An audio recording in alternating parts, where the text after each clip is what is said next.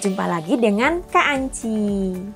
Di video kali ini, Kak Anci mau mengajak adik-adik semua untuk belajar tentang tematik kelas 3, tema 5, cuaca, subtema 3, pengaruh perubahan cuaca terhadap kehidupan manusia, pembelajaran 5. Yuk langsung saja kita ke materi.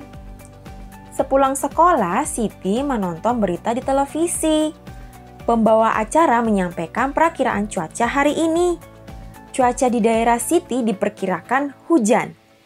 Awalnya Siti berencana bermain sepeda bersama Lani. Setelah mendengar perakiraan cuaca di televisi, Siti mengurungkan niatnya. Ia akan menelpon Lani untuk membatalkan rencana mereka. Adik-adik, simaklah percakapan antara Siti dan Lani melalui percakapan di telepon. Kemudian bersama-sama kita akan melengkapi kalimat yang rumpang dengan kata-kata yang ada pada kotak yang telah disediakan. Kita mulai ya adik-adik. Halo, selamat siang. Bisa bicara dengan Lani? Halo, iya ini Lani. Siapakah ini? Hai Lani, ini Siti. Hai Siti, ada apa? Lani, aku baru saja menonton titik-titik cuaca. Kira-kira kata apa yang tepat untuk mengisi titik-titik itu ya adik-adik? Iya, benar. Jawabannya adalah menonton perakiraan cuaca. Kita lanjutkan ya. Diperkirakan sore ini akan titik-titik dan titik-titik. Hayo adik-adik, kira-kira untuk mengisi jawaban yang rumpang ini, kata apa yang cocok ya? Jika kita lihat kata-kata yang telah disediakan di atas, jawabannya adalah mendung dan berawan di daerah kita. Kita baca ulang lagi ya. Lani, aku baru saja menonton perakiraan cuaca. Diperkirakan sore ini akan mendung dan berawan di daerah kita. Oh ya? Wah, padahal kita berencana akan main titik-titik keliling komplek sore ini. Jawaban yang cocok adalah main sepeda keliling komplek. Iya, sepertinya kita titik-titik saja rencana kali ini. Mungkin bisa kita lakukan titik-titik atau lain waktu. Aku khawatir setelah mendung akan turun titik-titik. Kata yang cocok untuk melengkapi kalimat tersebut apa ya adik-adik? Batalkan, kemudian esok, dan hujan. Kita baca lengkap lagi ya. Kita baca yang lengkap lagi ya adik-adik. Dengan jawabannya. Iya, sepertinya kita batalkan saja rencana kali ini. Mungkin bisa kita lakukan esok atau lain waktu. Aku khawatir setelah mendung akan turun hujan. Baiklah Siti, tidak apa-apa kita lakukan lain waktu saat cuaca titik-titik. Kata yang cocok apa ya adik-adik? Ya, adalah cerah. Baiklah Siti, tidak apa-apa. Kita lakukan lain waktu saat cuaca cerah. Oke Lani, sampai jumpa besok di sekolah ya. Sampai jumpa. Mudah kan adik-adik? Adik-adik, perubahan cuaca dapat terjadi setiap saat. Apakah kalian juga pernah mengalami perubahan rencana atau bahkan membatalkan rencana karena perubahan cuaca seperti yang dialami oleh Siti dan Lani? Terkadang kita sudah merencanakan sesuatu, akan tetapi mungkin tidak dapat kita lakukan karena cuaca yang tidak mendukung. Nah adik-adik, buatlah percakapan bersama 3 temanmu. Percakapan tentang rencana yang berubah dikarenakan perubahan cuaca. Sebelum memulai percakapan, yuk adik-adik buatlah daftar pertanyaan terlebih dahulu. Berikut adalah contoh pertanyaan yang bisa kalian gunakan. Misalnya, apa yang kamu lakukan? Terus tentukan juga bersama siapa saja rencana itu akan dilakukan. Kemudian kapan rencana tersebut dilakukan? Dan tempat di mana akan dilakukannya. Terus adik-adik juga bisa menentukan mengapa tidak jadi dilakukan dan ada solusinya, bagaimana solusinya. Dari daftar pertanyaan di atas, kalian bisa membuat percakapan tentang rencana yang berubah dikarenakan perubahan cuaca. Tulis percakapan kalian di buku ya. Berikut ini, Kakak Anci beri contoh percakapan ya. Percakapan ini antara Banu, Adi, dan Iwan. Banu berkata, "Adi, masih ingat kan rencana kita kemarin? Ingat dong, rencana memancing ikan di sungai kan? Tadi aku sudah mengajak Iwan, dia juga akan ikut memancing." Wah, asik juga kalau memancing rame-rame. Nah, itu dia Iwan datang. "Hai Iwan, gimana? Jadi kan ikut kita memancing ikan di sungai?" "Maaf, saya tidak jadi ikut." "Loh, kenapa Wan?" "Sebenarnya saya ingin sekali ikut kalian. Tapi apa kalian tidak lihat cuacanya sekarang? Langit terlihat mendung, sebentar lagi pasti akan turun hujan." "Iya sih, langit tampak gelap. Tapi kan di sana nanti ada tempat untuk berteduh jika turun hujan." "Saya takut nanti hujan sangat deras, mengakibatkan air sungai meluap. Itu sangat berbahaya teman-teman." "Iya juga ya, musim hujan seperti ini, banyak air sungai yang meluap dan membanjiri daerah di sekitarnya." "Iya benar, sebaiknya kita tunda saja rencana kita kali ini. Kita akan berangkat memancing jika cuaca benar-benar cerah." "Kalau begitu, mumpung belum hujan, yuk kita pulang. Ayo." Nah, adik-adik, itu tadi contoh percakapan antara Banu, Adi, dan Iwan yang membatalkan rencana mereka memancing dikarenakan cuaca mendung dan bisa bahaya banjir di sungai diakibatkan oleh hujan deras. Siti membatalkan rencana bersepeda bersama Lani. Ia menggantinya dengan membaca buku yang baru dibeli ayah kemarin. Selain hobi membaca, Siti juga suka menari. Ayah menghadiahi sebuah buku. Buku itu bercerita tentang tarian tradisional Indonesia. Tahukah kamu tarian apa saja yang ada di Indonesia?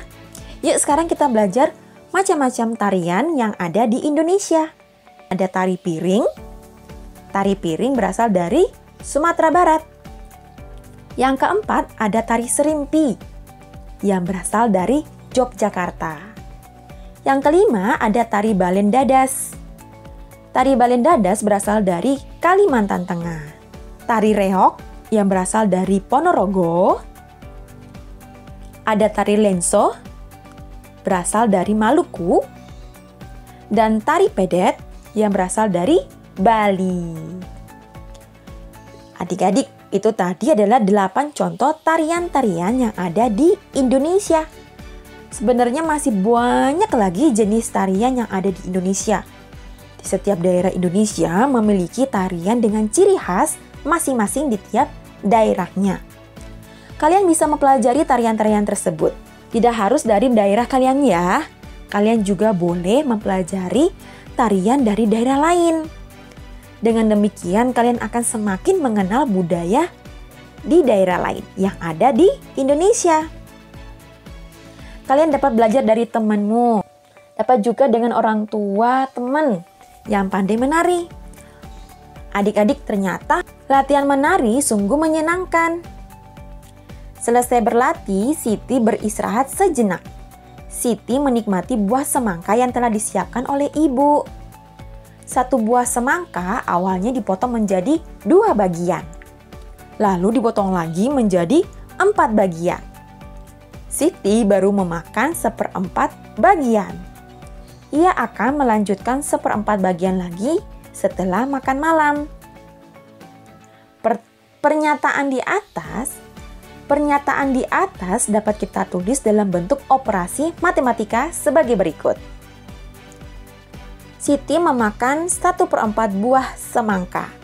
Kemudian 1/4 lagi dimakan setelah makan malam. Jadi yang dimakan Siti adalah 1/4 ditambah 1/4 sama dengan 2/4. Adik-adik, yuk sekarang kita berlatih menyelesaikan soal-soal berikut ini. Lakukan dengan menulis bentuk operasi matematikanya ya. Lalu tuliskan hasilnya. Nomor 1, seorang petani memiliki sepetak sawah. Ia mencangkul 1/4 bagian sawah. Kemudian ia mencangkul lagi 2/4 bagian sawah. Berapa bagian sawah yang telah dicangkul petani? Nah, yang pertama adalah 1/4 ditambah 2/4 sama dengan, karena penyebutnya masih tetap sama, jadi kita hanya menjumlahkan pembilangnya saja. 1 ditambah 2/4 sama dengan 3/4. Jadi sawah yang telah dicangkul Pak Tani adalah 3/4 bagian. Yuk kita ke soal berikutnya.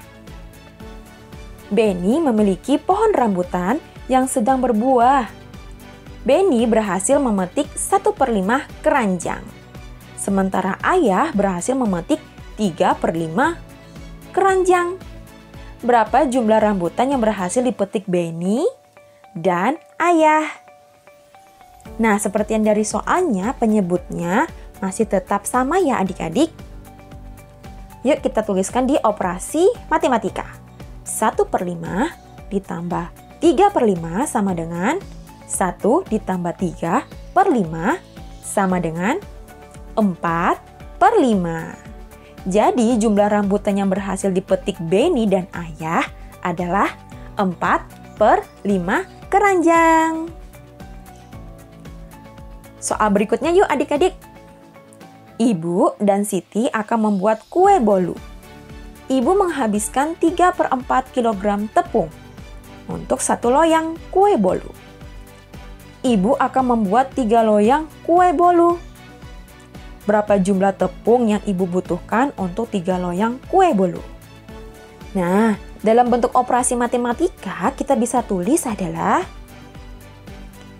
karena ibu menghabiskan 3/4 tepung untuk 1 loyang dan ibu membuat 3 loyang kue bolu, maka bentuk pecahannya adalah 3/4 ditambah 3/4 ditambah 3/4. Sama dengan, penyebutnya masih sama ya adik-adik. Jadi pembilangnya kita jumlahkan. 3 ditambah 3 ditambah 3/4 sama dengan 9/4. Jadi tepung yang dibutuhkan ibu untuk 3 loyang kue bolu adalah 9/4. Yuk adik-adik kita coba menyelesaikan soal nomor 4. Edo memiliki tali dengan panjang 1/5 meter. Sementara Benny memiliki tali dengan panjang 1/5 meter. Lani memiliki tali dengan panjang 3/5 meter. Udin memiliki tali dengan panjang 2/5 meter. Berapakah panjang tali Edo dan Benny? Berapa pula panjang tali Lani dan Udin? Tali siapakah yang lebih panjang? Nah adik-adik, untuk menjawab soal nomor 4, pertama-tama kita harus kerjakan adalah menjumlahkan panjang tali Edo dan tali Benny. Tali Edo dan Benny yaitu 1/5 ditambah 1/5 sama dengan 1 ditambah 1/5 sama dengan 2/5. Yuk sekarang kita hitung tali Lani dan Udin.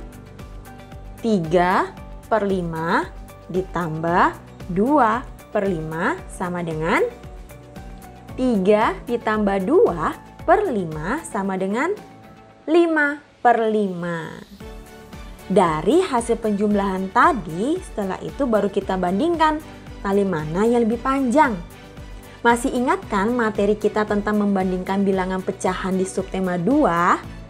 Jika ada yang lupa, kalian bisa klik link pojok kanan atas. Jadi bisa kita lihat adalah hasilnya 2/5 lebih kecil daripada 5/5. Nah, dari perbandingan tersebut kita jadi tahu tali Lani dan Udin yang lebih panjang. Jadi, tali Lani dan Udin lebih panjang daripada tali Edo dan Beni. Oke, soal berikutnya, soal terakhir ya adik-adik. Ibu memiliki 1/4 kilogram telur di rumah. Untuk persediaan, ibu membeli lagi 1/4 kilogram telur. Pulang dari kantor, ayah membawakan 2/4 kilogram telur untuk ibu. Berapa kilogram jumlah telur ibu sekarang? Jawabannya adalah kita bisa masukkan ke dalam operasi matematika dalam bentuk pecahan. 1/4 ditambah 1/4 ditambah 2/4 sama dengan 1 ditambah 1 ditambah 2/4 sama dengan 4/4.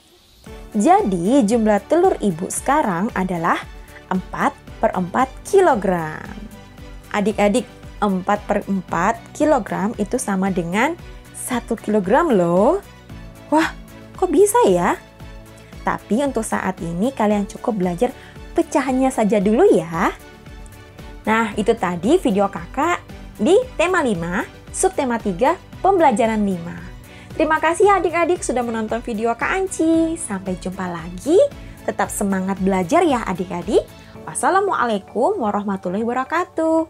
Dadah!